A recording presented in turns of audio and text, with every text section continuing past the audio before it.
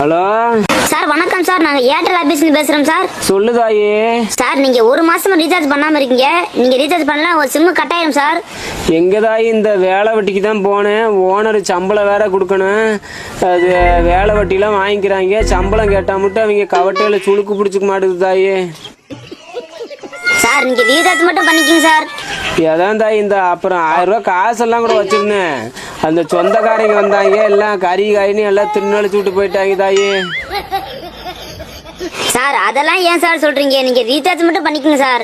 எங்க தாய், இந்த அப்புறம் இந்த சின்னவனுக்கு வேற துணி எடுக்கணும்.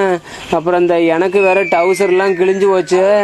அது எல்லாம் உங்களுக்கு எது கோச்சுக்காது தாய். நானே கோமணத்தை கட்டிட்டாலே சொல்றோம் பாருங்க.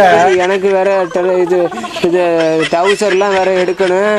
அது அப்புறம் இந்த என் பெரியம்மாவ வேற வயசுக்கு வந்த பிள்ளையா இருக்குது. அதை வேற ஒருத்தன் கையில் வேற பிடிச்சி கொடுக்கணும். அது இப்போ வண்டம் பாத்திரம் அது இதுன்னு எல்லாம் எடுக்கணும். என்ன பண்ணுறதுனே தெரில தாயி. மருந்தை குடிக்கிற மாதிரி இருக்கு தாயி. சார் சார் ஒரு வருஷம் தேவையான ரீசார்ஜ் நான் என் சொந்த காசுல பண்றேன் சார். சார் நீங்க போன மட்டும் வாங்கிக்க சார். யாரு பெத்த பிள்ளையோ தாயி. நல்லா இரு தாயி, நல்லா இரு தாயி.